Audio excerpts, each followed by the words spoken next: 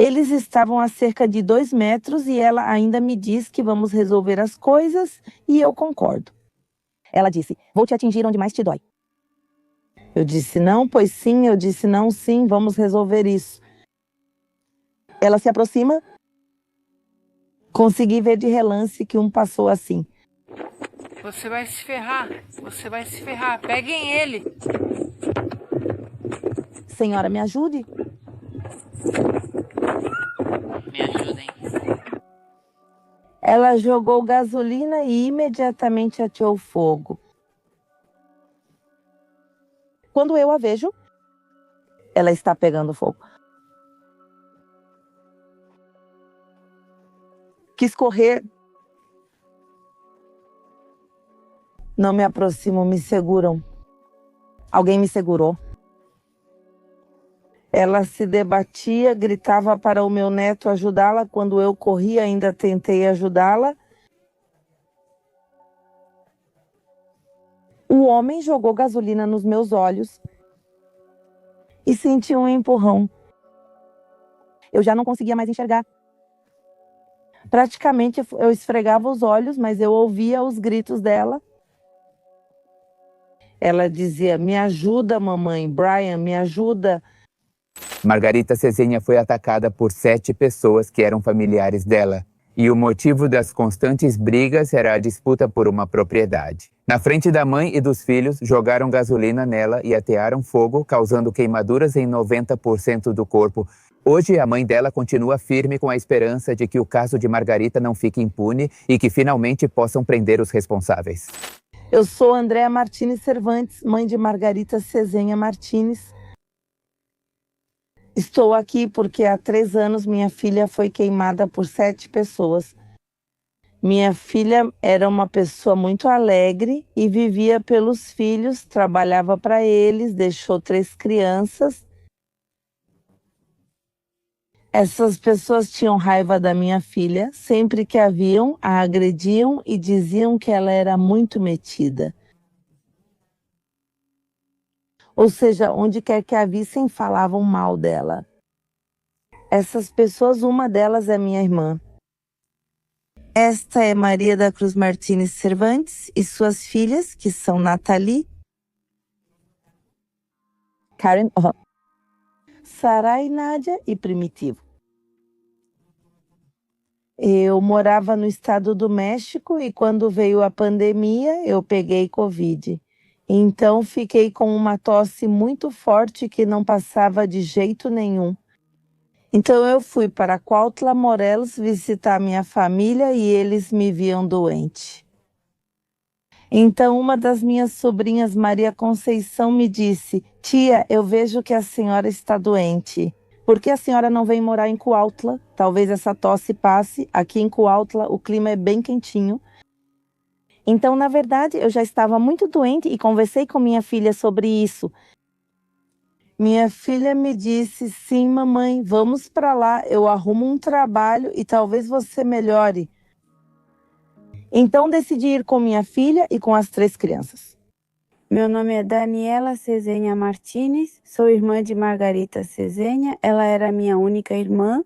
Bem, sempre tentamos ser unidas, éramos as únicas, nos dávamos bem, já tínhamos cada uma seguido sua vida e... Em dezembro de 2021, minha mãe me contou que ia morar em Morelos e eu disse que sim, morávamos no estado do México. Me disseram e eu respondi que tudo bem, então eles foram, pois minha mãe estava doente. Eles pagavam aluguel e eu disse que tudo bem, que podiam ir. Que bom, eu realmente não podia ajudar elas. Eu também tenho 3 filhos e, bom, eu não podia ajudar elas. Então elas foram embora. Eu disse, bom, sempre pensando nessas pessoas que, bom, sempre agrediam ela, falavam mal dela. E então eu disse para elas ficarem juntas, que não deixassem ninguém se aproximar e que cada uma ficasse na sua casa. Quando cheguei lá em Cuautla, Morelos, cheguei na antiga fazenda do hospital. Cheguei na casa que me deram para cuidar. Então, quando cheguei naquela casa, começaram os problemas. Minha irmã ficou chateada porque eu cheguei naquela casa, reclamou com minha sobrinha por ter me dado aquela casa para cuidar. Ou seja, começaram as brigas com ela. Então, minha filha já foi para a escola porque as crianças tinham que ir para a escola. Infelizmente, as crianças iam para a mesma escola, os filhos das minhas sobrinhas e meus netos iam para a mesma escola. Então começaram as fofocas, começaram a insultá-la e minha filha, para evitar problemas, chegava e me dizia: mãe, olha, suas sobrinhas me disseram isso. Eu falava: não ligue para elas, filha. São pessoas que gostam de brigar porque em toda a cidade se dizia que elas gostavam de brigar com as pessoas. Eu dizia: não ligue para elas, filha. Então ela continuou indo à escola, levando seus filhos para a escola. Então minha sobrinha veio até minha casa e me contou, dizendo: tia, eu tenho uma loja que quero passar para... E ela perguntou: eu passo a loja para ela ou transfiro para outra pessoa? E eu disse: não, filha, não me interessa porque eu não entendo nada de lojas. Então minha filha disse: deixa a mamãe pegar a loja, assim eu não preciso mais sair para trabalhar. Aí eu me dedico a cuidar das crianças e a te ajudar na loja. E eu disse: ah, tudo bem, vamos em frente. Então, o pouco que a gente tinha, investimos na loja. E aí eu disse para ela: olha, filha, para você não precisar mais trabalhar, se dedica a vender doces, batatas. Eu vendo mantimentos e refrigerante. E ela disse: ah, tá bom. Então, ela começou a vender tudo isso. Pouco depois, minhas sobrinhas e minha irmã começaram a ir à loja comprar com a gente. Tudo ia bem, elas compravam e iam embora. Mas quando eu saía para comprar, minhas sobrinhas iam agredi-la. Ou seja, sempre xingavam ela, insultavam. Então ela me dizia e eu falava para ela: não caia nos jogos delas, não caia nos jogos delas. Ou seja, eu sempre acalmava ela. E ela me dizia: não, mãe, é que já estou cansada, porque sempre estão me agredindo. E eu dizia para ela: não ligue, filha. Depois disso, minha irmã me mandava mensagem e comentava que elas viam ela passando.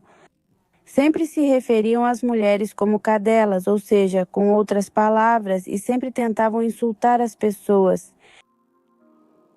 Então, eu também sempre tentava dizer para ela não ligar: olha, fica só com seus filhos e pronto. E sim, ela tentou fazer isso.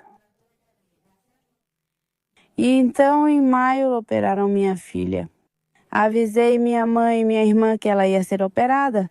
E minha mãe foi para o estado do México para me ajudar a cuidar dela no hospital. Então, no dia 15, ela avisou a gente que tinha sido pega. Eu não pude ir vê-la porque minha filha tinha acabado de ser operada, mas ela me mandou as fotos em que estava toda arranhada no rosto, arrancaram alguns piercings da orelha dela.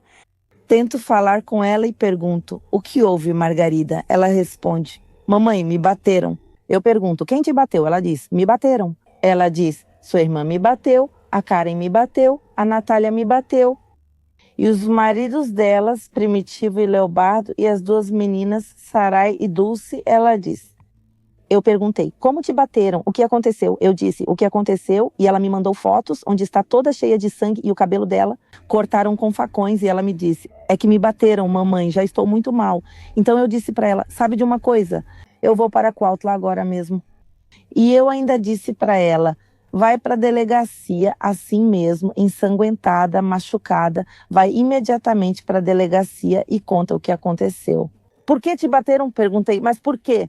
Ela disse: é que eu falei para eles tirarem a caminhonete da frente da loja porque estacionaram bem na porta da loja, mãe. Foi isso que ela disse. Então começaram a me xingar e depois a me agredir, disse ela. E aí todas vieram para cima de mim e começaram a me xingar, disse ela. Na frente das crianças me bateram, mamãe. Perguntei como você estava e você respondeu: me bateram. Ela disse: me bateram até cansarem. Estou toda arranhada, disse ela. Cortaram meu cabelo com um facão, disse ela. Os homens me bateram nas minhas partes íntimas, disse ela. Os sete me bateram, mamãe. Me jogaram no chão, disse ela. Me chutaram na minha parte. Um na frente e um atrás, disse ela, me bateu. Então eu disse para ela: vou aí, falei para ela ir para a delegacia, disse para ela ir para a delegacia e imediatamente, mesmo machucada e tudo, ela chegou na delegacia E aí, na entrada da polícia, disseram para ela, ela falou, vim fazer uma denúncia porque 7 pessoas me bateram. Disse, olha como eu estou. O policial da entrada lá de Cuautla não deixou ela entrar e disse, não, você não pode entrar. Ela disse que não podia atender, mas a outra respondeu, olha como estou machucada. 7 pessoas me agrediram, 5 mulheres e 2 homens, e ele falou, não posso te atender, resolva seus problemas. Então, nisso, ela já falou com as tias dela, né? Me bateram, e aí eu perguntei, como você está? E ela me disse, não quiseram me atender, mãe. Falei para ela, vai para casa, a gente resolve depois. Eu, por outro lado, fui rápido. Cheguei em Cuautla por volta das 7 da noite e a vi, ela estava machucada, arranhada, arrancaram uns brincos que ela usava. Ela estava muito machucada, cortaram seu cabelo. Maria da Cruz pegou um facão e cortou pedaços grandes de cabelo dela. E ela estava praticamente muito machucada. Eles não quiseram registrar as ocorrências nem nada. Disseram que não, pois eram só agressões e ela deveria resolver em família. Então já foi, esse problema já passou. Eu fui para Cuautla, então eu falei, não se preocupe, vou falar com minha irmã para resolver esses problemas. O que está acontecendo? E eu realmente disse, se ela tem alguma coisa, que fale comigo. Porque ela, ao invés de colocar ordem nas filhas, só arruma motivos para briga, eu disse. E não é verdade que seus genros te bateram. Minha filha ficou muito dolorida e não conseguiu se levantar por um dia. Ela ficou deitada na cama por causa dessas pancadas, estava com a cabeça inchada, o rosto inchado. E ela me disse, bom, já na verdade vamos deixar as coisas assim. Eu disse, já filha, olha. Ela respondeu, não mãe, melhor irmos embora, pois um dia podem me matar. E como vou saber? Falei, sim filha, pare de juntar dinheiro e vamos voltar ao México para evitar problemas. Apesar de tudo, Andréia e Margarida continuaram com sua rotina diária. No entanto, essas mulheres continuaram agredindo e insultando sua filha. Andréia tentava se reconciliar com a irmã esperando acalmar a situação, mas seus esforços eram sempre ignorados. Nenhuma das duas sabia o que fazer, pois parecia que os problemas não iam parar em nenhum momento. Até que elas ficaram por um tempo, elas foram para Puebla, foram lá de férias e então todo mês de maio ficamos tranquilas. Não, elas foram de férias mesmo. Já está tranquila, já ficamos tranquilas. Até que quando soubemos, elas já tinham chegado, já tinham voltado das férias. Elas voltam para a mesma coisa, já estávamos quase lá, né? Já era o dia 1º de julho. Ainda de manhã, ela se sentia muito mal. Ela disse, mamãe, não estou mal. E eu respondia, vamos ao médico, te levo no centro. Ela disse, sim, mamãe, porque por causa de terem me batido, estou me sentindo muito mal, ela disse. Ela disse, minha cabeça dói muito, meu corpo dói muito, meu cérebro dói. É como se eu tivesse algo no meu cérebro. Falei, vamos filha, te levo ao médico. Fomos ao médico naquela manhã, que foi no dia 1º de julho. Fomos ao centro, levei ela ao médico e já estávamos voltando. Ela também disse, vamos comprar mantimentos. Eu disse sim, fomos comprar os mantimentos, a comida das crianças e já tínhamos voltado. Minha filha falou, mãe, quero comer tacos, vamos comprar para não cozinhar. Eu concordei. Então eu fiquei com a sacola no ponto da van e ela ficou comprando os tacos. Então minha sobrinha, a Karen, passou e parece que passou empurrando minha filha assim na barraca. Até minha filha foi para frente porque passou empurrando. Minha filha percebe, sabe? Se vira para mim e fala, você viu o que ela fez comigo? Falei para ela, não liga, já passou dos limites. Então ela pega minha filha e com raiva me diz, não mãe, é que ela já passou dos limites, disse. Onde quer que me venham, me agridem, então minha filha vai lá e diz, olha, você já passou dos limites, né? Você me agride por tudo. Então eles começam a brigar e acabam trocando tapas. Eles trocam tapas. Aí eu falo, vamos, minha filha, já dei uns tapas nela, vamos ver se assim ela fica quieta. Já fomos para casa e tudo, e ainda comemos. Por volta das 3 da tarde, ela sugeriu abrir a loja e concordei por um tempo. Eu disse, depois vamos para casa. Ela, sim, comemos com as crianças. Aí tivemos a ideia de abrir a loja e sentar na parte de cima e pegamos um refrigerante. Estávamos na rua. As crianças, minha sobrinha Nia Maria da Conceição, eu e minha filha, começamos a tomar um refrigerante, começamos a conversar sobre o problema, sobre o que tinha acontecido. E eu digo, e minha sobrinha diz, tia, tomara que eles não venham bater neles de novo. Eu disse, não acho que farão algo com ela, já que ela já os enfrentou. Ah, tá bom, ela disse. Então as crianças começaram e o menino de 3 anos brincou com seus carrinhos. A menina também estava brincando e eu estava conversando com minha filha. Quando de repente vimos que algumas pessoas estavam vindo em nossa direção. Minha sobrinha disse, estão vindo, tia? Perguntei, quem? Ela, minha mãe. Ela, minha mãe vem com minhas irmãs? E as mesmas 7 pessoas que agrediram minha filha antes estavam vindo. Então a gente falou assim, grava. Aí minha sobrinha falou para mim, grava com o celular. Para a gente ir agora denunciá-las, porque agora temos evidências. Então eu falei pro meu neto, grava, filho. E meu neto pegou o celular e começou a gravar elas lá de cima. Elas vinham desse lado, vinham caminhando. Então quando o menininho mais novo ficou assustado quando viu que elas já estavam vindo. E eu disse para minha sobrinha, corre, esconde o menino, corre e esconde o menino. Ela disse sim, mas eu nunca percebi que a menina correu para a loja. Eu nunca percebi. Eu fiquei sentada com ela e disse, tipo, naquele momento eu falei, se baterem em você agora, vamos ver como vai ser pra gente. Então a menina correu para a loja e eu fiquei com ela e o menino ficou sentado ao meu lado gravando. E minha irmã chega e me diz, vamos conversar, você e eu, vamos resolver as coisas. Então eu me levanto e vejo que Natália está com um facão, dá para ver. Não consigo ver direito o que ela está segurando, mas é um facão, sim, dá para ver que é um facão. As meninas estavam com algo na mão, assim, com a mão fechada. Eu imagino que eram fósforos e cada uma estava com uma caixinha de fósforos assim. Então eu me levanto, fico de pé e me concentro nelas. Digo para elas, vamos conversar, pois vocês já passaram dos limites.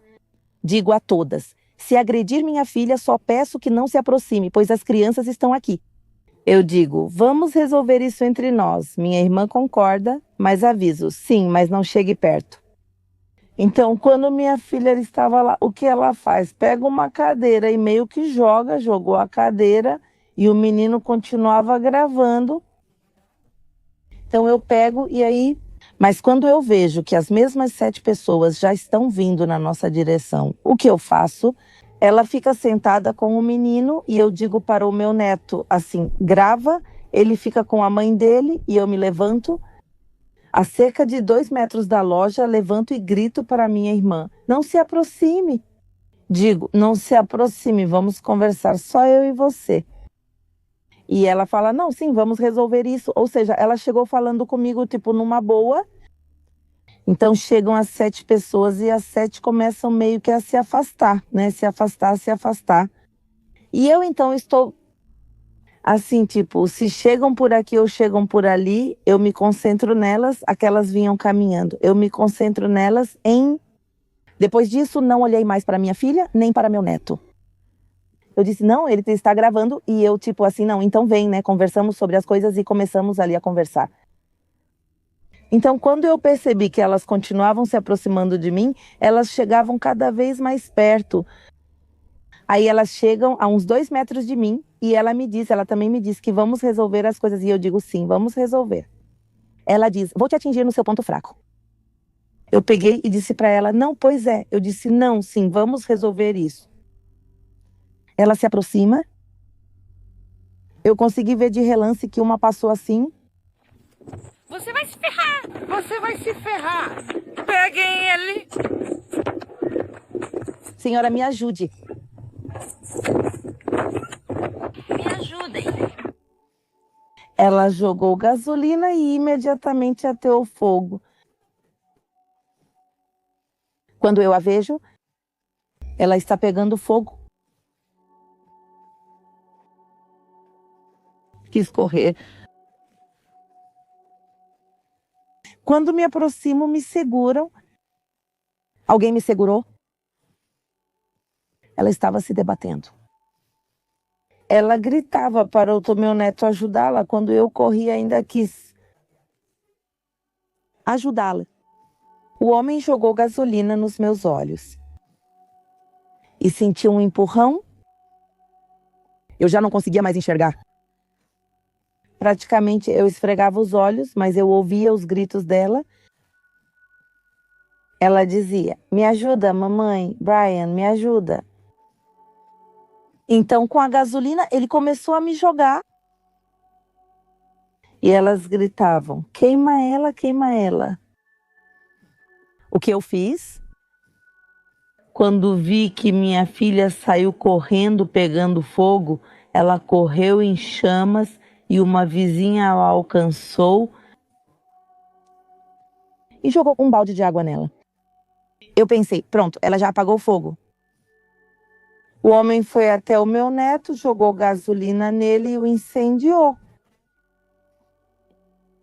E o menino jogou as sandálias fora. O menino correu atrás daquele homem e uma loja pega fogo. Quando eu ainda corri para ver minha filha, me disseram: já apaguei. Eu ouvi o grito da menina que disse: "Vovó, estou me queimando." Corri até a loja estava pegando fogo e em chamas. A menina dizia que se queimava e a loja estava em chamas. Então eu me joguei em direção à loja, em direção às chamas, gritei para a menina: "Onde você está?" A menina estava debaixo de uma mesa. A menina estava encharcada de gasolina. Eu já não conseguia sair. Se os vizinhos me ajudaram, começaram a jogar água em mim para que eu pudesse sair com a menina. E quando já apagaram a loja, eu consegui sair com a menina. E eu estava encharcada de gasolina, e a menina também. A loja estava pegando fogo. Quando eu saí, fui ver minha filha e perguntei: "Você está bem?" Minha filha estava completamente queimada. Minha filha estava toda a pele dela estava inchada, estava rasgada por causa das peles que tinham caído. O rosto, todo o rosto dela estava queimado.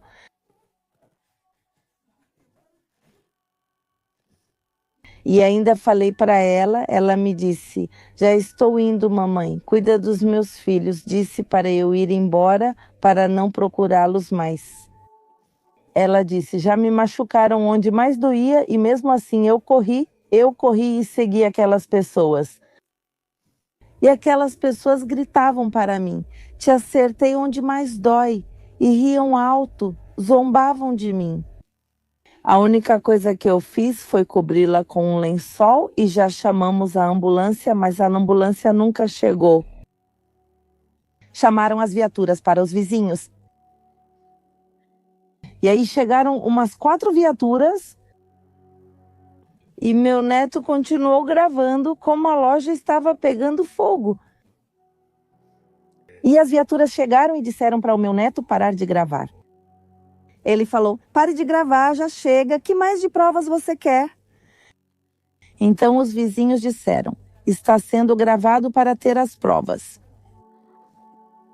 Os policiais ficaram irritados e disseram: "Parem de gravar porque nós não vamos fazer nada." Falei: "Minha filha está aqui queimada, olhem para ela."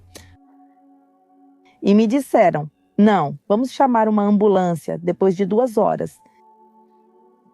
Nunca chegou nenhuma ambulância. E minha filha, as viaturas não fizeram nada, só iam e vinham e nos tratavam mal. E depois o que eu fiz não chegou nenhuma ambulância. Minha filha começou a se sentir mal. E a única coisa que ela me disse foi: "Mãe, vai com meus filhos, porque se fizeram isso comigo, o que você acha que vão fazer com você?" "Vai, mãe, vai, porque eu não vou voltar." E eu ainda disse para ela: "Não, filha, você é muito forte, não me deixa." E ela disse: "Não, mãe, vai." Um vizinho apareceu e disse: "Eu levo ela para o hospital, senhora." Eu disse sim e ele disse sim. Minha filha já não conseguia mais andar porque estava totalmente queimada, não conseguia andar. Do jeito que conseguimos, nós a carregamos, colocamos ela no carro e o vizinho a levou para o hospital. E aí eu fiquei com as crianças. Minha sobrinha disse: vou, tia, leva a mágoa ao hospital. Falei: leva agora, já chego. Já nesse meio tempo, minha filha já estava... Minha sobrinha me ligou e disse: tia, a Mago já está muito mal. Eu disse: mas como assim? Eu ainda falei com ela. Ela falou: não, tia, ela já não consegue mais respirar, está muito mal no caminho. E eu disse: leva ela rápido para o hospital. Falei: fala para o rapaz ir rápido. Enquanto a filha dela era levada de emergência para o hospital, a polícia chegou ao local dos fatos para investigar o ocorrido. Andréa, muito preocupada, contou a eles que alguns parentes tinham queimado sua família e sua filha. No entanto, os policiais apenas anotaram o que havia acontecido, mas não prenderam ninguém. Diante dessa falta de respostas, foram algumas vizinhas que disseram para ela ir imediatamente à promotoria para registrar uma denúncia. Então eu fui correndo para a promotoria, me levaram também de táxi. Também contei para eles o que tinha acontecido e me disseram: estamos com muito trabalho, senhora. Se a senhora quiser esperar, agora não posso atendê-la tão rápido, vai ter que esperar até registrarmos a ocorrência e tudo isso. Mas o que aconteceu? Eu já disse: acabaram de queimar minha filha? Na verdade, eu disse: temos o vídeo, sim. Ele disse: mas você vai ter que esperar. Eu disse: ah, tá bom. Voltei depois, peguei e fui de táxi para a antiga fazenda do hospital, para continuar cuidando das crianças que deixei com os vizinhos. Já voltamos de lá e voltaram a chegar mais viaturas. Chegavam mais viaturas, cada vez chegavam de 5, de 6, de 7 viaturas. E aí eu explicava para eles a mesma coisa que eu já tinha dito, então eu continuei e foi anoitecendo. Já eram 7, 8, 9 da noite e continuavam chegando várias viaturas. Então aconteceu que alguns vizinhos vieram e me disseram: senhora, os fulanos que queimaram sua filha foram para Los Cortés e estão escondidos lá.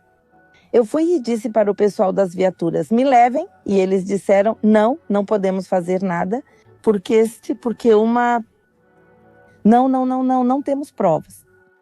Outra diz que não vemos a moça, não vemos a gravidade.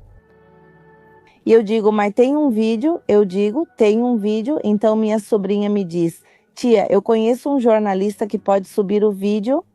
Nessa época era o Vilmar. O quê? Eu digo: sim, ela também. Pegue e peço para passar o vídeo rápido. Então mostramos o vídeo para ele.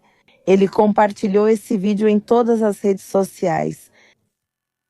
Quando elas perceberam que o vídeo estava lá, começaram a apagar todas as evidências, apagaram o Facebook, tudo. Então elas foram.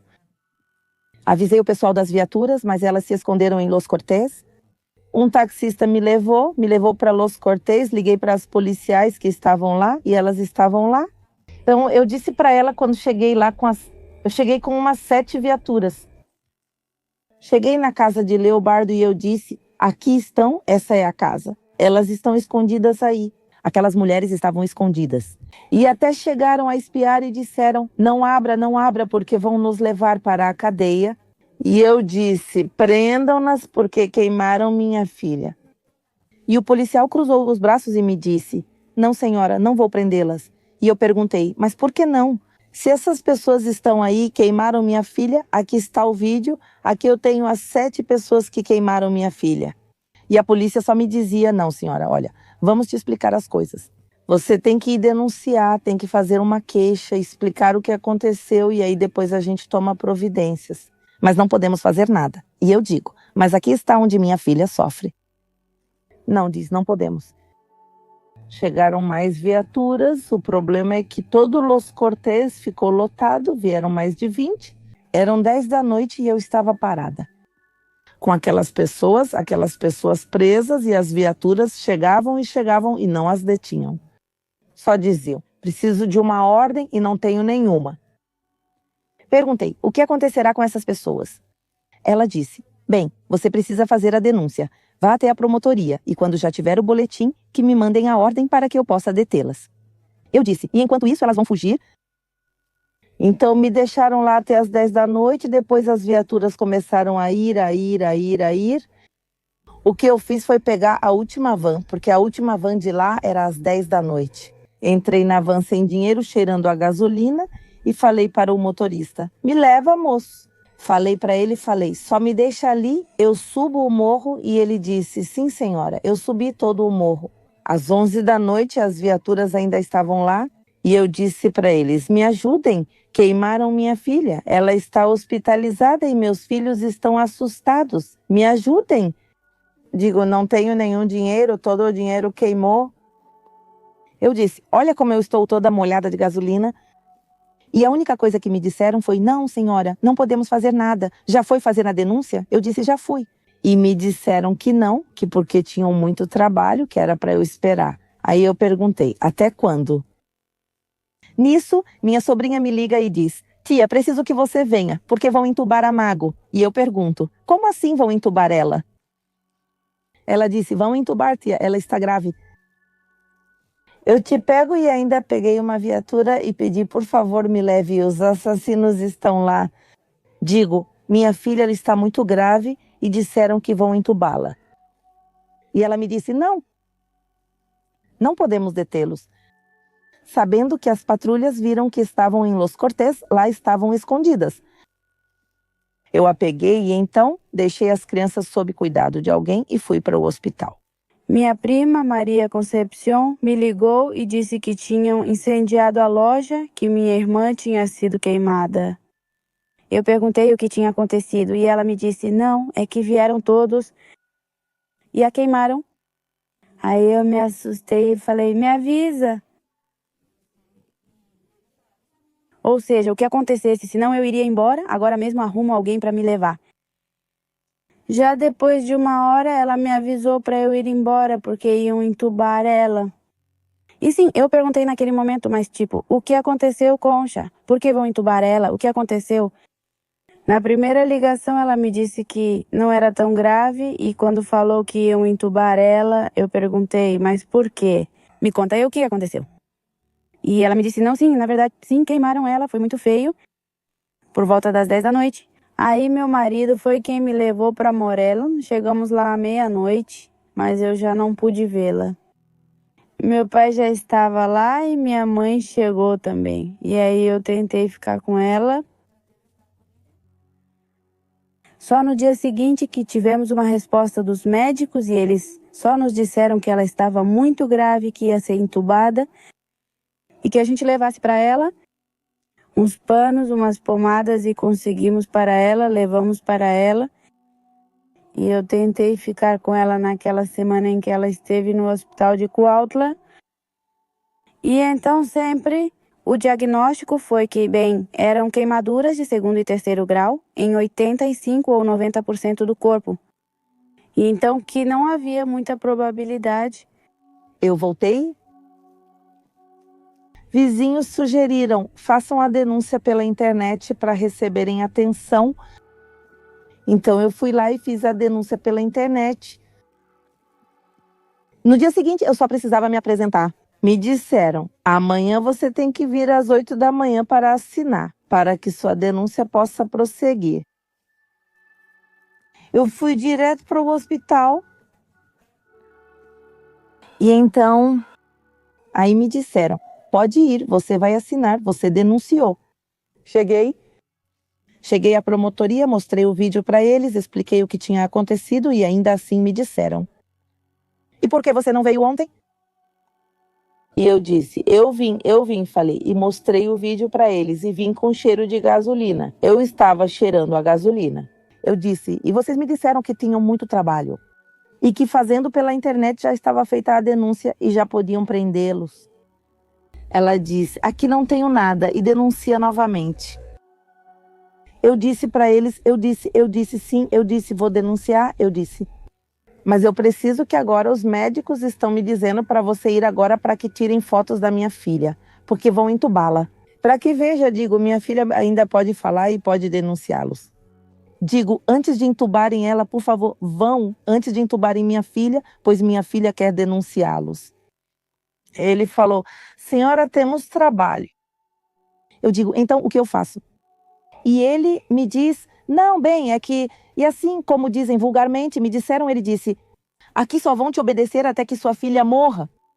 Enquanto isso, não vão te obedecer. Eu disse: como assim? Ela disse: sim, você vai denunciar, mas não vai adiantar. Sua filha tem que falecer para que façam algo com essas pessoas. E eu realmente disse para ela: mas minha filha não vai falecer, minha filha não vai morrer. Me disseram: aqui é assim mesmo. E eu disse: ah, bom, então vá, por favor, falei, para que então minha filha possa declarar. Pois quando eu cheguei, me disseram: sim, agora mesmo, vamos. Ou seja, me disseram isso: agora mesmo, vamos. Eu disse: achei que eles já estavam vindo. Quando chego, vou ver minha filha. Minha filha já estava entubada, minha filha já estava completamente entubada, cheia de ataduras. Minha filha já não falava mais. Infelizmente, só foram ver minha filha às 5 da tarde. Eu vi, eram 5 da tarde e só tinham ido agora. Já para que foram? Mas eles me disseram: claro, não vamos fazer nada até que sua filha faleça. Já faz 3 anos e não tem ninguém. Já pouco depois, bem, já minha filha, então, a transferiram para o México. Que bem aí... Bem, me disseram a mesma coisa. Minha filha chegou em estado grave, não ia sobreviver, né? Estava com 90% do corpo queimado. E assim foram 22 dias. De vê-la? Vendo ela todos os dias? Os médicos me dizendo que você sabe chorar.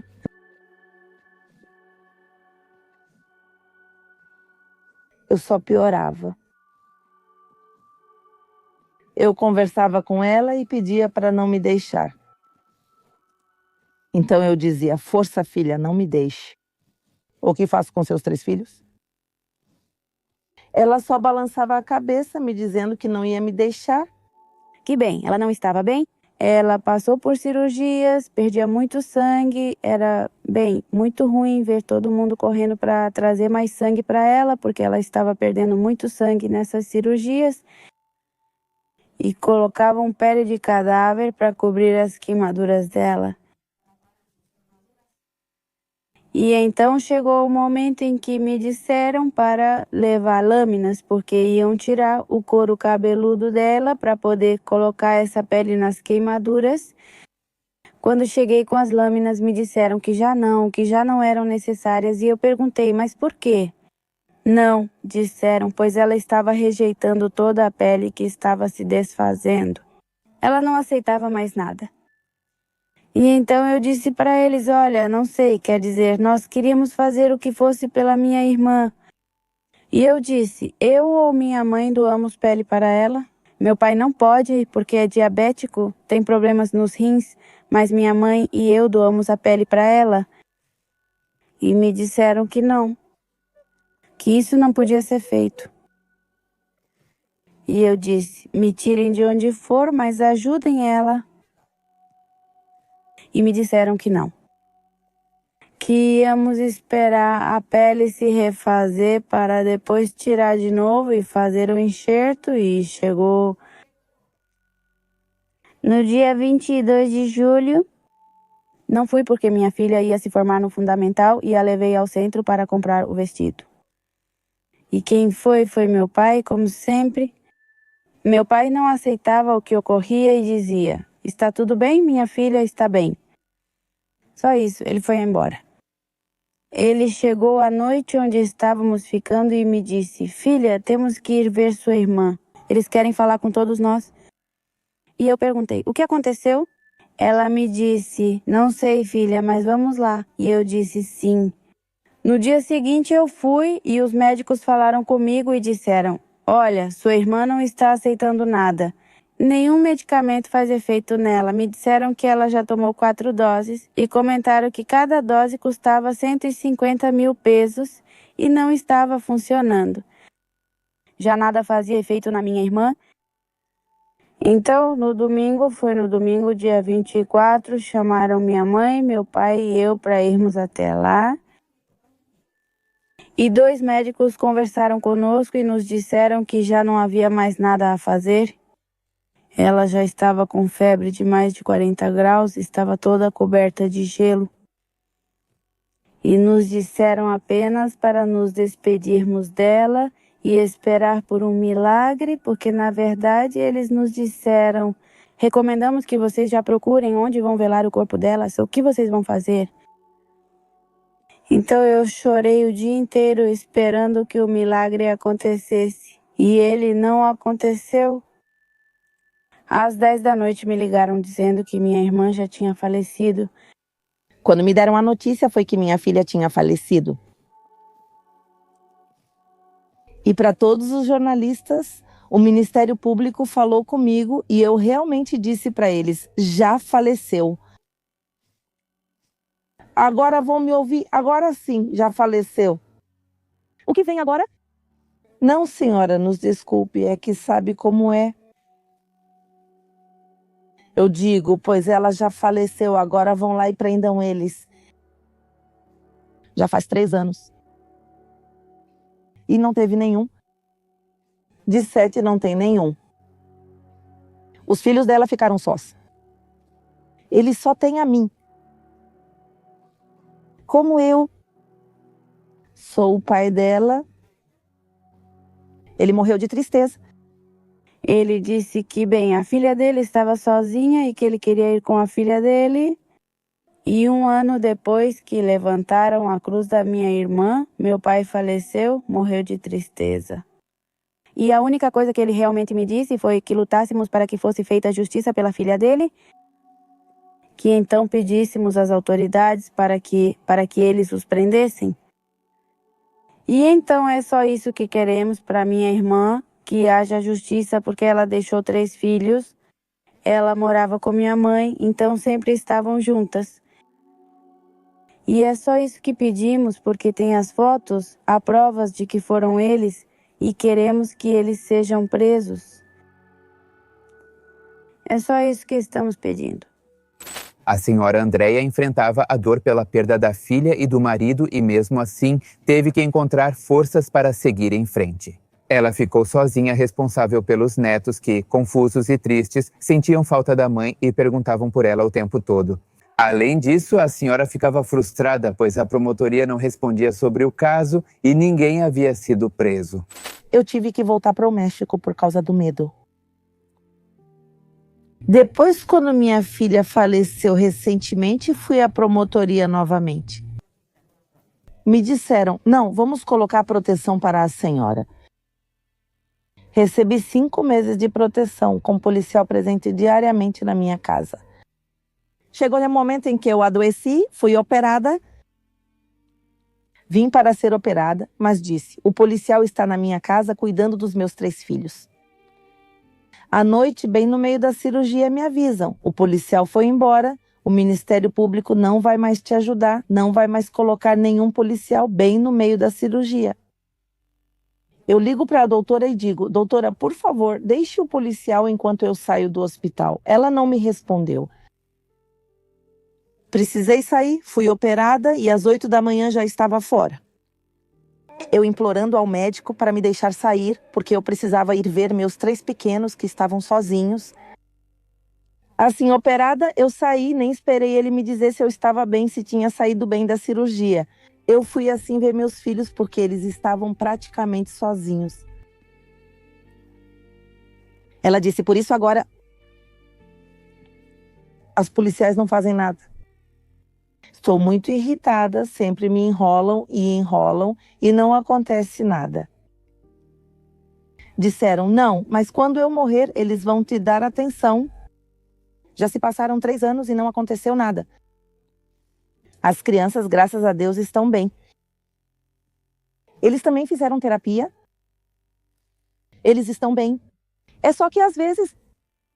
Bem, eles me dizem, sinto falta da minha mãe. E eu, bem, tento abraçá-los e dizer, olha, querido, sua mãe está bem, ela está no céu e está cuidando de nós. As crianças ficaram muito fortes, eu vi isso. Elas ficam fortes sim, mas depois choram porque me dizem, sinto falta da minha mãe. Eles veem as fotos dela, têm lembranças. E o menininho maior, o mais velho, ele me diz, Eu me lembro da minha mãe e tive os melhores momentos com ela, mas tiraram esses sonhos de mim. E eu fico assim, só ouvindo. Eu seguro o choro e digo: sim, papai, mas já passou. Talvez ela já esteja em um lugar melhor. Mas nunca contei para ele como a mãe dele ficou. Ele me fala: me sinto culpado, vovó, não consegui ajudar. Ele viu como a mãe dele pegou fogo. A menina viu como a mãe dela pegou fogo. E, bem, eles ficaram quase mais de um ano em terapia, sim, isso ajudou bastante. Mas, bem, às vezes, quer dizer, ainda dói muito, muito em mim, ainda me lembro de tudo o que aconteceu. Mas então, sim, tenho muita raiva da promotoria que não fez nada, mesmo com mais de 20 viaturas reunidas. Tem as fotos, tem o vídeo de quando agrediram ela. Então, sim, queremos que sim, a promotoria faça alguma coisa para prendê-los. Acho que são muitas pessoas, então não podem se esconder para sempre. E que paguem de alguma forma pelo que fizeram com a minha irmã, porque eram até menores de idade. Ou seja, no vídeo dá para ouvir claramente quando dizem joga o fósforo, joga o fósforo. Então, sim, pedimos às autoridades que façam seu trabalho e os prendam. Não sei, sempre pensei, ou não temos dinheiro, talvez para dar para eles, talvez precise de dinheiro para que eles possam trabalhar, porque não vemos nada. Não vemos ninguém preso. E quando ele chegou bem, minha filha me disse que, na verdade, os médicos já tinham me avisado, me chamaram, e os médicos me chamaram para eu me despedir da minha filha. Porque, bem, ela já não aguentava mais. Então, fui me despedir dela. E então me despedi, conversei com ela. Não, eu não podia. Dizer para ela, vá tranquila. A única coisa que eu disse foi que eu a esperava. Eu disse para ela, já te espero, filha. Já não sei se ela me ouviu ou se estava muito mal. Me disseram para eu ir para casa, que eu esperasse um momento.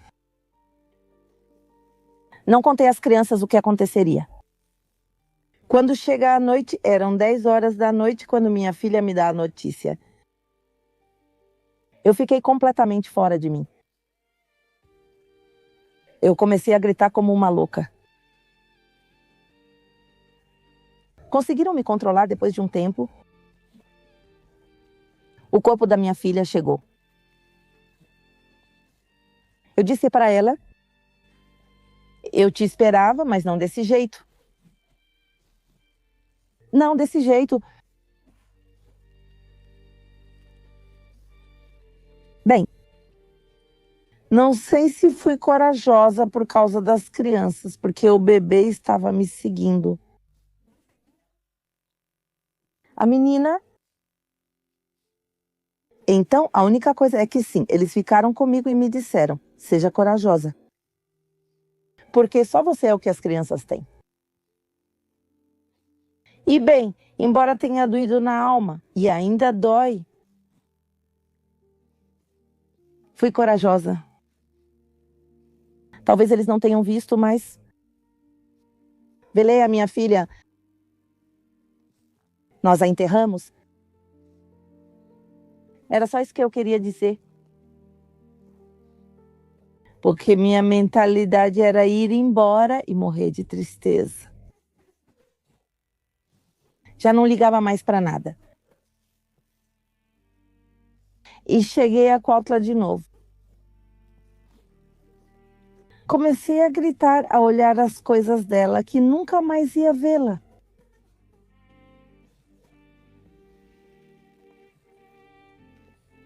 As crianças já se aproximavam de mim, me abraçavam e diziam: força, não desista. Eu não conseguia, passei um ano trancada, só olhava pela janela, pela porta, Os vizinhos iam me visitar. Tentei ser forte. Bem, eu acho que continuo me esforçando, sendo forte. Embora... Bem, sim, dói muito. Que já não está mais aqui. Minha vida se foi com ela. Nada é o mesmo, apesar de as crianças fazerem aniversário. Eu tento rir e dizer para eles, feliz aniversário. Mas tudo o que faço é chorar. Chorar e dizer para eles, feliz aniversário. E eu disse para eles, filho, nem um Natal, nem um aniversário, nada é igual. Para mim, a vida... Sinto que a vida já não vale nada para mim. E sim, eu sou forte. É por causa das crianças, porque só tem a mim. Não temos mais família. A única que eu tenho agora é minha filha Daniela. É a única que me resta. E as crianças. E por isso, depois começo a conversar com as crianças e digo, precisamos nos esforçar, filho, porque somos únicos. Aqui não tem pai, não tem avô, não tem nada, só eu. Preciso me esforçar por eles. Eu trabalho na construção civil. Eu trabalho lá, é assim que sustento as crianças. Assim eu faço por eles. Agora sim, com o pouco que ganho. Porque Bem, eu começo a trabalhar às 2 da tarde, passo meio-dia com eles e depois das 2 vou trabalhar na construção. Como eu disse, eu estive em depressão e o menino também passou por isso, teve uma depressão forte, uma ansiedade. Disse, vai para a escola, filho. Ele respondeu sim. No começo, eu coloquei ele na escola secundária e ele foi, mas o menino já não conseguia se concentrar na escola. Ele se concentrava, para que dizer? Minha avó está sozinha, as crianças também. O menino queria pular as grades para ficar comigo. Depois coloquei ele na escola e falei que estava tudo bem, que se esforçasse e não saísse. Ele respondeu, sim, vovó. Cerca de 4 meses depois, fiquei doente, fui operada e ele foi quem cuidou de mim, era em quem eu confiava. Para me levar ao banheiro, me dava banho, fazia comida para os irmãozinhos dele.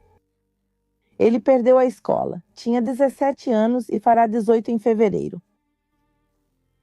Ele cuidava dos irmãos, levava à escola, me dava banho, ajudava a cozinhar e dizia, faz o arroz. Se fazia arrozinho, faz a sopa, faz o molho. Isso, ou seja, foi assim que ele aprendeu. Agora ele basicamente disse que vai estudar. O coloquei novamente na escola aberta e no fundamental, mas ele não quis.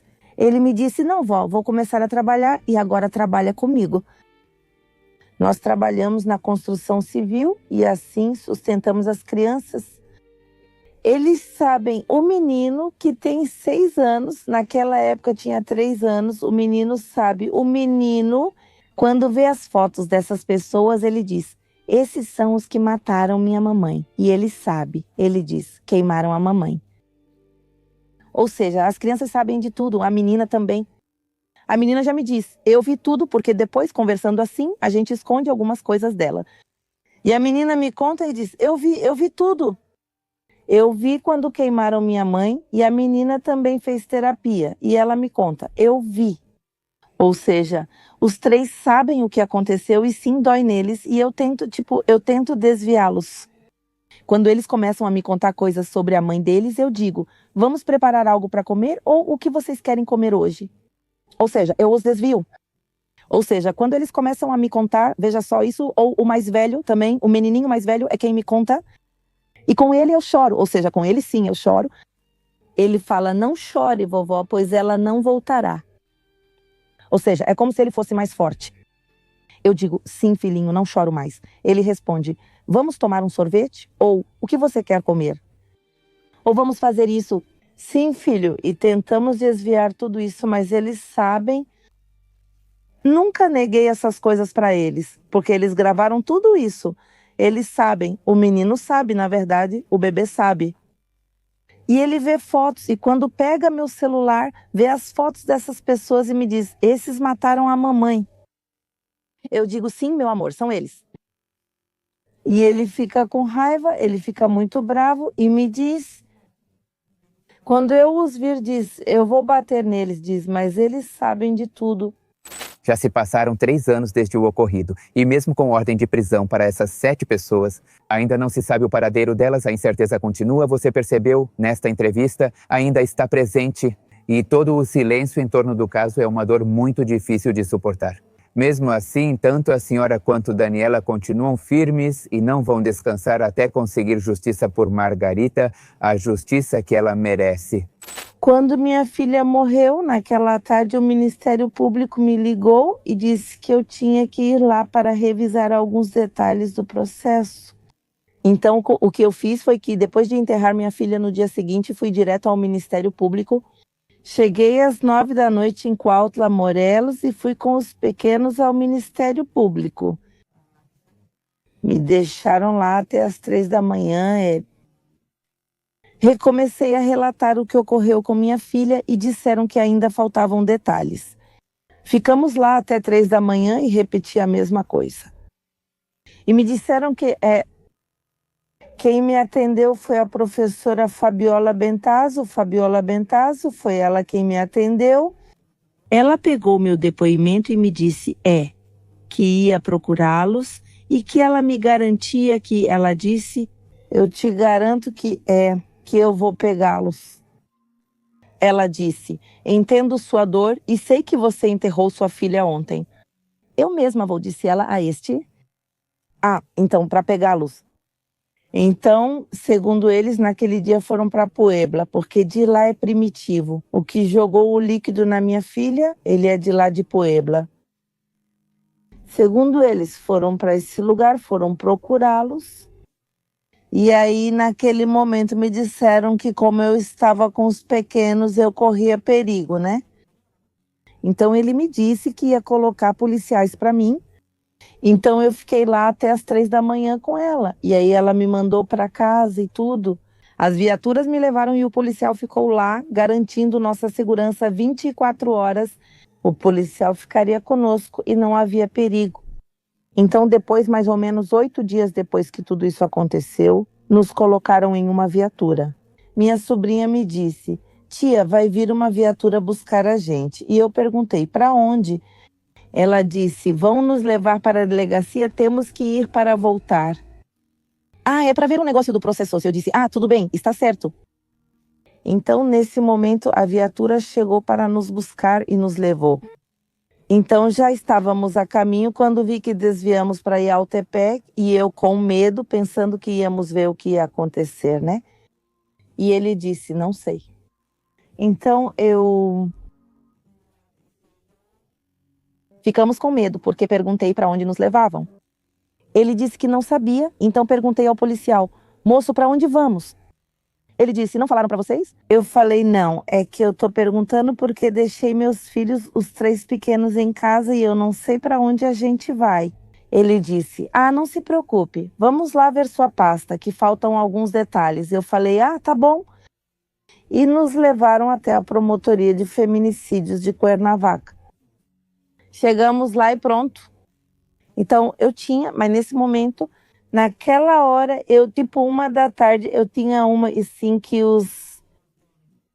tinham vários advogados e repórteres e tudo mais, me disseram: não, você tem que estar aqui ali no Cinema Robles, e já me deram o endereço onde eu tinha que ir, disse, porque vamos te dar, assim, um apoio sobre ele, para que vejamos a questão da guarda e custódia das crianças, vamos te dar um apoio, umas bolsas. A questão é que iam me dar tudo. E eu digo: não, sim, mas quando pergunto para onde vamos, chegamos na promotoria. Eles nos levam pelo estacionamento direto para a promotoria. Para falar a verdade, eu nem sabia onde estava. Então, aí uma pessoa me liga, uma advogada, e me pergunta: oi, onde você está? Falei para ela que nem deixaram a gente pegar os telefones. Aí eu peguei e falei para ela, sabe de uma coisa? Eu vou ao banheiro. Ela pegou e me disse, e eu já estava lá, Esse Eruviel Carmona estava com a professora, com a Fabiola. Tinha várias pessoas lá e me disseram, não, agora não se comunique com ninguém. Fiquei com medo e pensei, o que está acontecendo? Peguei e fui para o banheiro com o meu celular e liguei para essa pessoa. Eu disse, sabe de uma coisa? É o seguinte, estou em uma delegacia e me perguntam onde, mas digo que não sei. Como assim você não sabe? Eu também não, só disseram que estamos. Bem, acho que é lá pela UTP, estou falando a verdade, nos desviaram, ele diz. Mas vocês estão bem? Eu digo, sim, estamos, e ele diz isso. Já chegamos e não nos deixaram pegar o telefone, nos juntamos várias pessoas e Eruviel Carmona me disse, olha, este é fulano de tal, este é fulano de tal. Até me disse que tinha pegado os assassinos de Devane, ou seja, me falou de vários. Assim, ele meio que me enrolou, e eu, não, tudo bem, não se preocupe. Ele disse, eles vão pegar as pessoas... Você não precisa de nenhum advogado, hein? Diz que ninguém diz, você não precisa de advogado. Ninguém para te ajudar, ninguém, você vai vir sozinha. Respondi, não, pois sim. Então ficamos com eles, depois nos levaram de volta para casa, depois de umas 2 horas. Ligam para minha filha dizendo que estou desaparecida. Então ela me liga e pergunta onde estou. E eu disse, não, estou em uma delegacia, mas não deixam a gente falar com ninguém. Ela disse, tá bom, então... Chegamos, nos levaram para Cuautla e disseram que não queriam advogados nem ajuda para mim. E eu bem, agora sim, eu estava realmente mal. Falavam comigo, diziam que ia acontecer e eu só concordava com tudo. Porque realmente minha cabeça não estava em quem eu era, que formada eu era, para onde eu ia. Na verdade, eu estava fora de mim. Então, a única que assim, vinha uma amiga e me dizia, não, olha, estamos falando disso ou estão falando? E eu só dizia para elas que sim. Então, chegamos em Cuernavaca e aí já me disseram que nada de advogados, eu disse que tudo bem. Depois de cerca de 8 dias, me chamam de novo. Uma advogada que, na verdade, ela não trabalha em Cuautla, ela trabalha em Ueiapan. É a advogada Gisela, ela trabalha lá, então ela me manda mensagem e pergunta, você não tem interesse? Ela disse, uma advogada chamada Araceli Velasco está te procurando. Perguntei, eu? Ela confirmou. Eu disse, não, sim, quer dizer, não, tudo bem. Tudo o que me diziam, eu respondia que sim, e ela disse, é que ela está te procurando, quer saber sobre o seu caso? Eu disse, não, sim. Ela perguntou, quando você a vê? Falei, passe meu número para ela e vou junto. Ela está aqui em Cuernavaca. Então ela me disse, olha, eu vou te orientar em tudo. Você quer que eu seja a sua advogada? Disse para ela que sim. Ela perguntou se já tinham me dado um defensor público. Respondi que não, pois disseram que não preciso de advogado. Que esse Eruviel, esse Carmona, ele vai fazer todo o movimento, ele vai pegar todos eles, ou seja, eu não preciso de nada. E ela me disse, não, eu vou fazer isso. Você quer que eu seja sua advogada? E eu disse sim. Então a advogada, ela me deu papéis para assinar e me disse, eu vou ser sua advogada. Eu vou te orientar. No dia que pegarem essas pessoas, eu vou estar com você, eu vou te apoiar no que eu puder. Então ela começou, na verdade, ela é uma boa advogada, me ajudou, tem me ajudado quando fomos à promotoria. E quando ela entrou primeiro comigo, ela me disse, vamos lá ver Vou marcar uma consulta com o Eruviel para que possamos dizer que eu serei sua advogada e vou te orientar. Falei para ela que estava bom. Quando chegamos, perguntaram se eu tinha consulta marcada. Eu disse, não, vim com a advogada Araceli, que será minha orientadora. Então, a Carmona ficou sabendo disso. E aí entram a advogada Gisela, a advogada Araceli e eu na sala. E ficaram me olhando assim, bem feio, e me perguntaram, o que aconteceu? Para ser sincero, eu não entendia nada, só abaixava a cabeça quando me perguntavam, o que aconteceu? E eu, assim, abaixei a cabeça e eu disse, não é que ela é minha advogada, que advogada nada. Eu disse, ela vai me orientar em tudo. Ela disse, falei claramente que não queria advogadas, disse que ia ajudar e pegar essas pessoas, mas não queria advogadas. Na verdade, fomos muito maltratadas pela promotoria, fomos tratadas muito mal, nos trataram muito mal mesmo. Eles nos colocavam, quer dizer, eles brigavam com a gente dizendo, você sai porque eu não te quero aqui, aqui é só para o senhor, Andréia e nós, você não, vai embora. e nos tratavam assim muito mal mesmo. Então eu só ficava quieta, intimidada, e eles diziam: "O que eu te disse?" "O que eu te disse?" "Não, é a doutora quem vai me orientar em tudo." E então me disseram que iam me apoiar e tudo, então a doutora, ela disse: "Não, sou a doutora Araceli, aqui está minha carteira profissional." E então: "Não, não, sim, doutora, sim, sim, já, tipo, já." "Não sei, essa me parece, não sei se ela é federal." Aham, então ela falou que tinha a carteira e ia trabalhar com ela e tudo. Então ela agora, né, até agora, ela está cuidando do meu caso e pressionando o Ministério Público. Ou seja, faço esse relatório porque você não trabalhou com a senhora Andréia. E agora, depois disso, né, o Carmona saiu, tiraram ele de lá, não me chamaram mais para nada. Naquela época não tinha consultas, não tinha nada, nada. Aí eu perguntava: "Mas o que aconteceu?" "Pois não tem nada, não posso pegá-los." Então espera. Foi tipo: "Ah, tá bom." Já estávamos indo embora e a doutora disse: "Sabe de uma coisa? Vamos esperar que haja uma mudança, eles vão sair bem. Agora Carmona está detido, não podemos fazer nada." "Aham, então." "Bem, sim, quanto a isso, naquele ano não vi nada, nada, nada."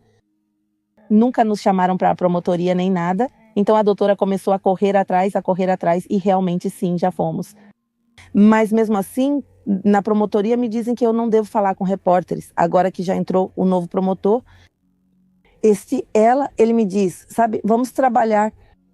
Agora ele me liga todo mês ou a cada poucos meses e diz: "Sabe de uma coisa? Vamos procurá-los. Estou procurando, então, que nos deem uma recompensa para entregá-los. E fico aqui esperando, assim."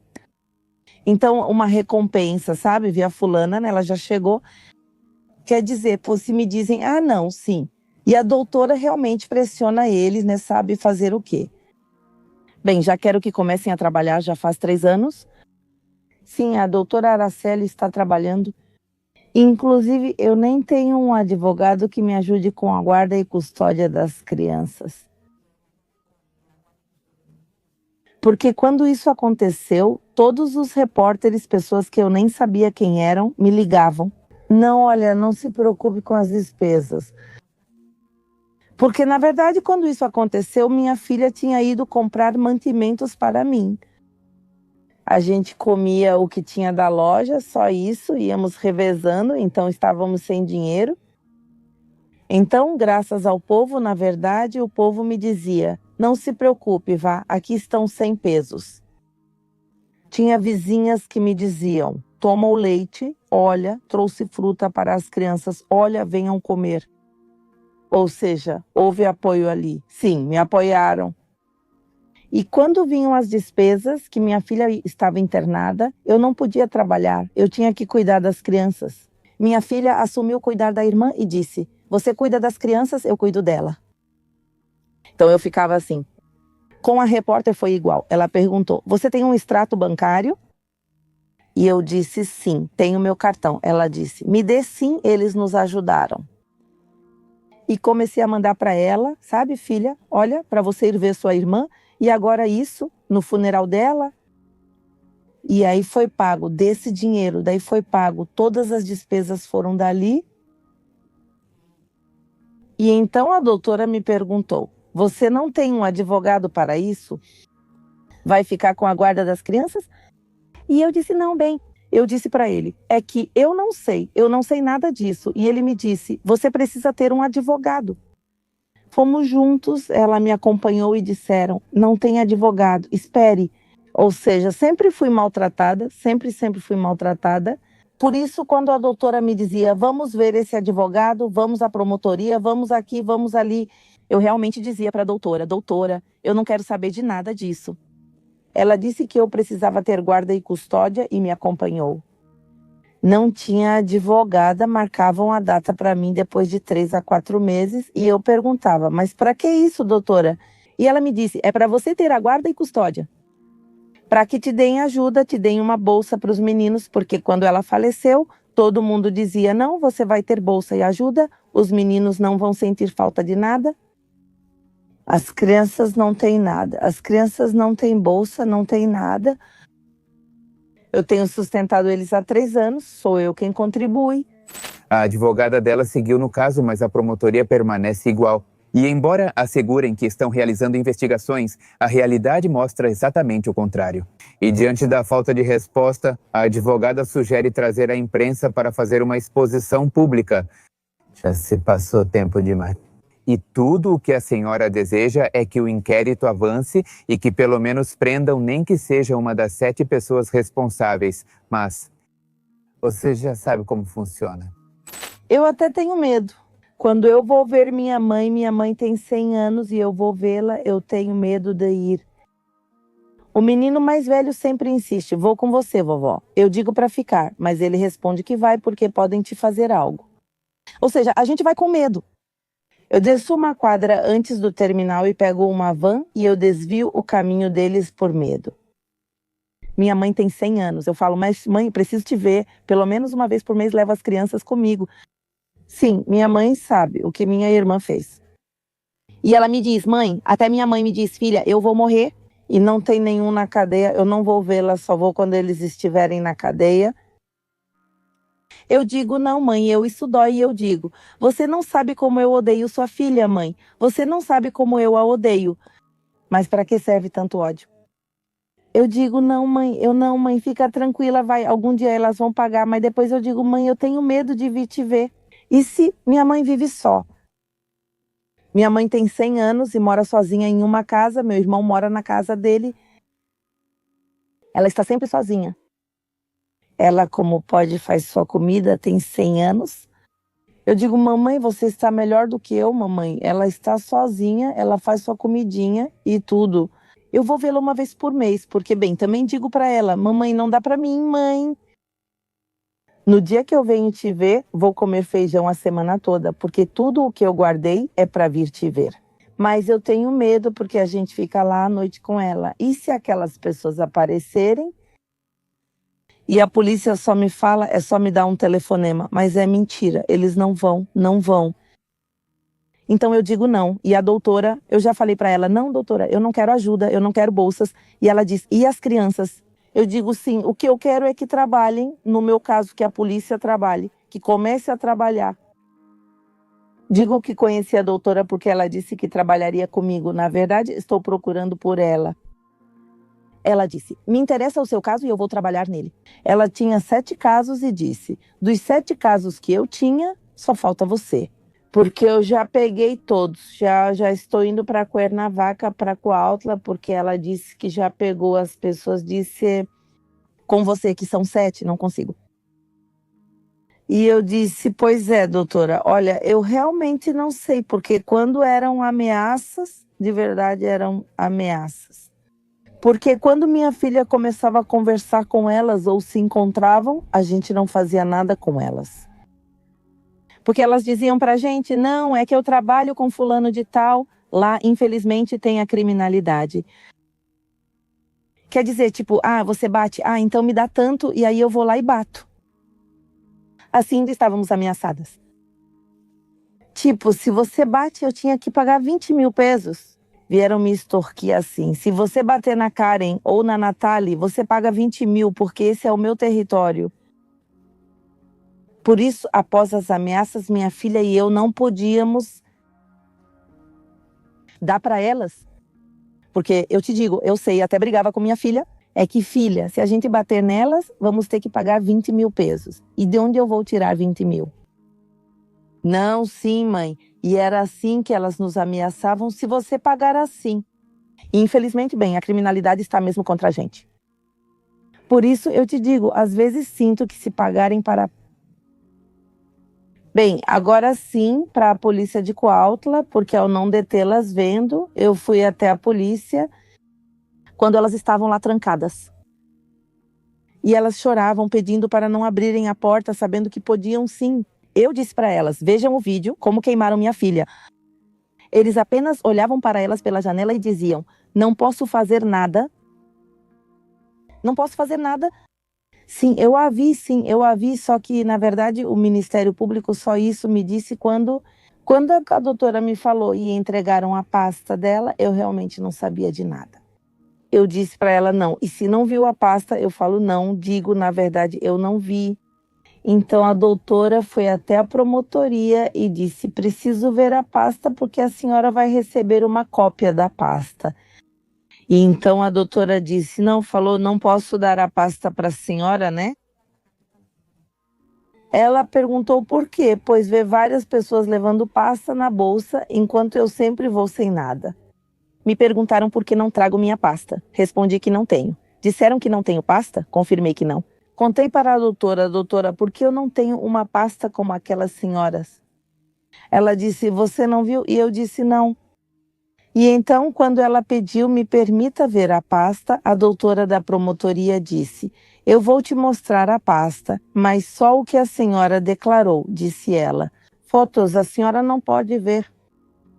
Então, imagina que ela me mostra uma pasta, mas não com as fotos, ou seja, não com as fotos da minha filha, só me mostra a pasta, só isso mesmo. O que vai, conforme avança, o que eu declarei, o que minha sobrinha declarou, mas as fotos não me deixam ver. Bem, a doutora Araceli já conferiu e ela consegue ver, ela consegue ler, mas ela me disse que... Por quê? Eu perguntei para ela. Porque eu não posso ver a pasta? E ela me disse: não, porque tem fotos muito fortes que vão te fazer mal. E de fato, eu sempre fico mal. Ou volto com pressão alta ou começo a chorar. Porque eu digo, se eu vejo uma foto da minha filha, assim como eu tenho no quarto do meu neto, eu vejo minha filha e começo a chorar. E ela diz: imagine ver essas fotos. Então eu não olho a pasta, eu evitei olhar. Eu li sim, eu li algumas coisas. Então, está certo o que declarou? Não, sim. Está certo o que declarou? Não, sim. Mas além disso, não. E eu nem tenho a pasta. Assim, a pasta sempre está lá, na promotoria em Cuernavaca. No meu perfil tem uma foto minha, vocês me encontram como Community Manager, Dani. É assim que estou no Facebook. Meu número de conta é do Banco Azteca, é 40 27 66 57 67 90 03 44. De Andrea Martínez. Bem, eu diria às autoridades que, por favor, nos ajudem, me ajudem para que, bem, trabalhem, né? Que trabalhem e que prendam logo esses assassinos, pois quero justiça para minha filha. Do jeito que a mataram, sinto que não. Não é possível que 7 pessoas não consigam pegar a polícia, que deveriam começar a trabalhar para depois fazerem justiça. Como já percebeu, a senhora precisa do nosso apoio e já deixou o número da conta. Não tenho relação com essa conta. As doações vão chegar diretamente para ela. E seria de muita ajuda se todos nós pudéssemos ajudá-la para que ela possa criar seus netos. Se gostou do vídeo, siga-me nas redes sociais e lembre-se que posto vídeos... Ou bem, agora os vídeos vão ser postados às segundas e sextas-feiras. E também, se você gostaria de aparecer em um desses vídeos, pode me seguir ou me escrever no e-mail que é emailpepemistério.com.mtx. No Facebook sou Pepe Mistério e no Instagram Pepe Mistério MX ou Pepe Mistério Documentários.